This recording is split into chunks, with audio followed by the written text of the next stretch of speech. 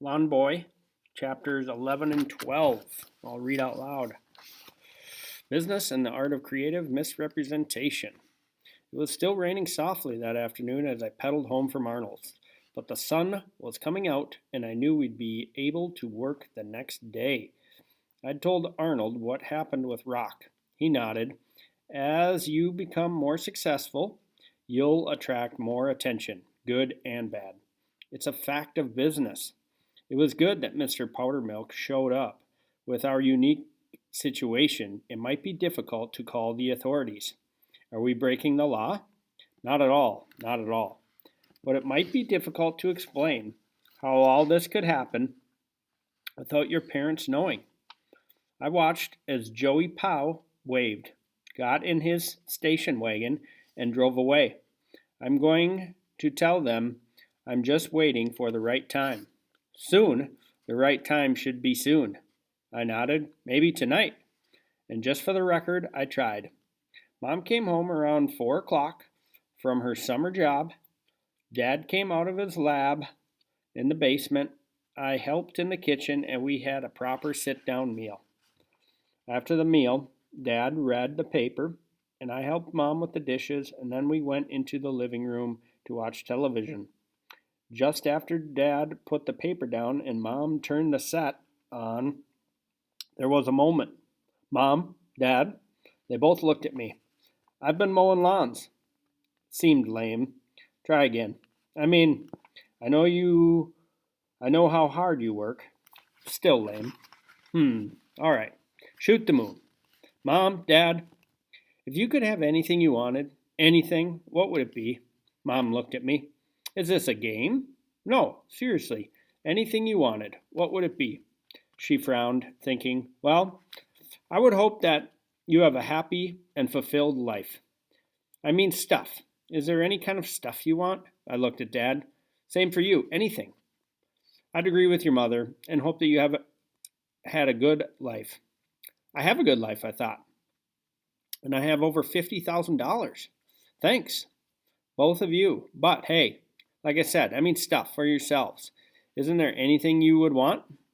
They looked at each other and shrugged. Not a thing, Mom said. Me either. Oh, come on. I mean, think about it. Anything, no matter the cost. There was a silence. Then my mom laughed. Oh, I know what you're doing. You've saved up some money from your lawn mowing business and you want to help out. Isn't that it? Well, sort of. Oh, she smiled, that soft mother smile. That's very sweet, dear, but who on earth is that? She had been sitting facing the front window, which looks across the lawn, which by this time, what with Pasquale's efforts, was starting to look pretty good. He'd been so horrified by the condition of what he called the boss's lawn that he'd come by to recondition it. The change was a complete mystery to my parents, who made jokes about the lawn fairies who work on the grass when everybody is asleep. My parents were spending a lot of time relaxing in the evenings after work, admiring their miraculous lawn. My mother stood and walked to the window. My goodness! I looked and was stunned to see the old station wagon with Joey Powell sitting in the front seat, his head down, dozing. Look at the size of the man. Why, he barely fits in the car. Dad stood and went to the window. The car looks kind of beat up. I wonder if he's all right. He's all right, believe me. It slipped out before I could stop it. You know him? Think fast. But I couldn't figure out how to explain how I had come to own the prize fighter in front of our house without a whole lot of details. And I also didn't want to lie to my folks. Well, sort of. I know him from the lawn jobs I've been doing. He's a good guy. I'll go out and see what he's doing here. I was out the door before they could say anything. Joey, yes. What are you doing here? I thought I'd spend the night here to make sure Rock's people don't find you. Well, gosh, thanks. A lot. But Rock doesn't know my name or where I live. Speaking of that, how did you find me? I followed you on your bicycle. Oh, well, look, I don't need any help right now, but thanks again. Besides, shouldn't you be getting sleep for training? When's your next fight? 6 days. Next Saturday night. It's on the list.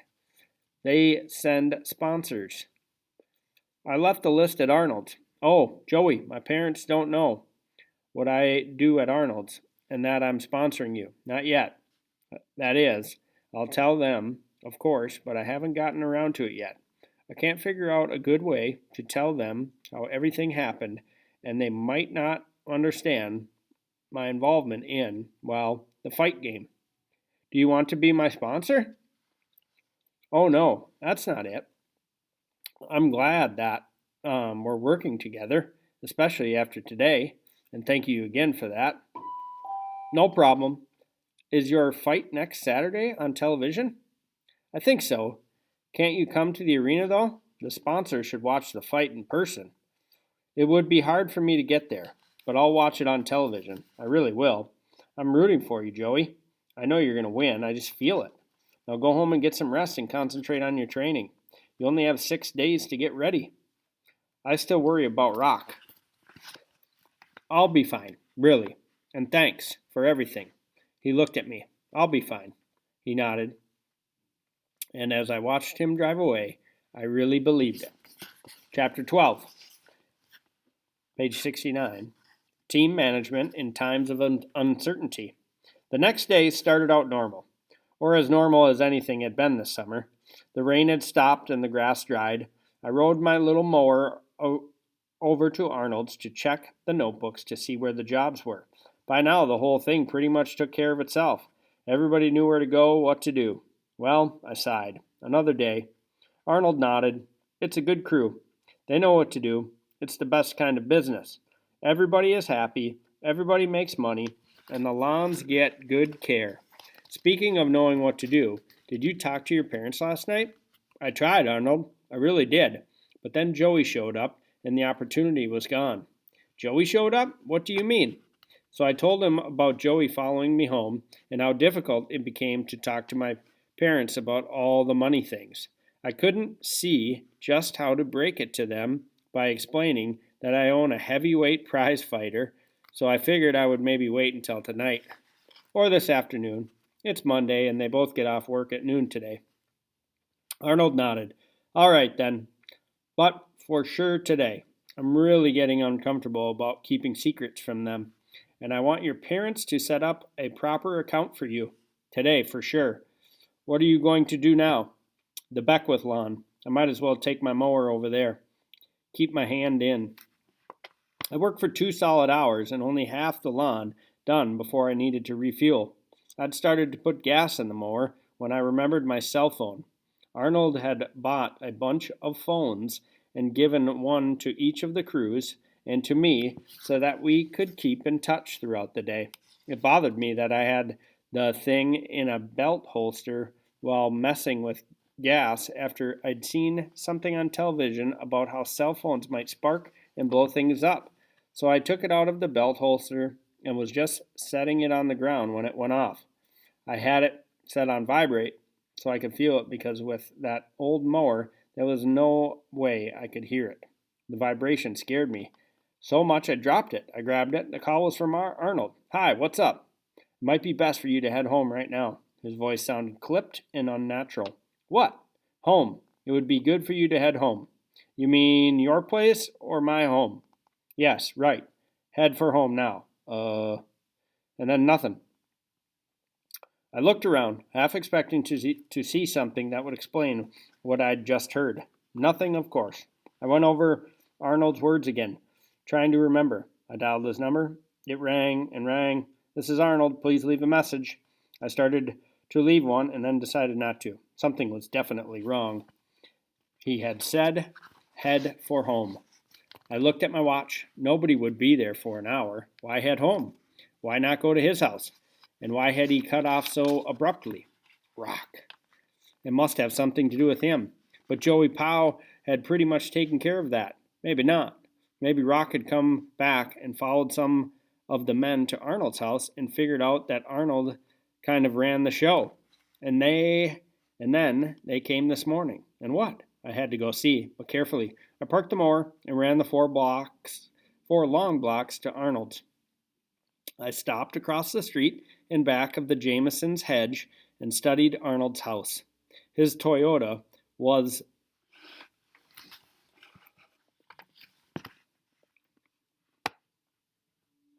There, as usual, things seemed normal.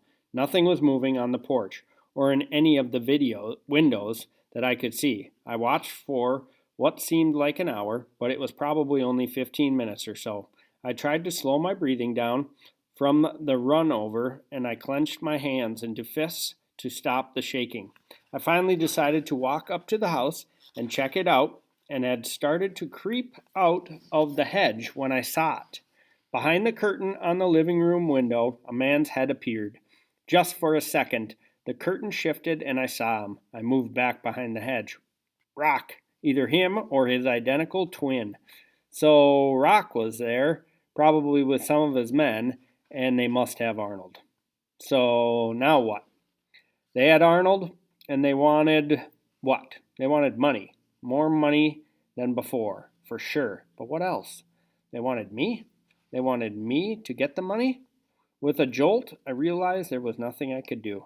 Pasquale turned his cell phone off during the day so he could sleep, and even if I could get to some of the sites and get the men, they might not be able to help. I could call the police. I had a cell, 3 numbers, 911, but I didn't. Would anyone believe me? A 12-year-old kid calls the police and says he's running a huge business and somebody has taken over the house of his stockbroker? No problem. We'll be right over. We just have to pick up the Tooth Fairy and Superman and we'll get right on it. My heart sank even further when it hit me that I had no way to get in touch with Joey either, who would have been my best ally. All the paperwork about him was still in Arnold's house. I didn't know his address or phone number or even where the fight was going to be on Saturday. Everything was in the house, where Rock was, either alone with Arnold or with more of his men. I needed help, now. I needed somebody smart who could think outside the box and help me figure out what to do about Rock and Arnold. Somebody with a good brain who would truly want to help me. I needed my parents. End of that section.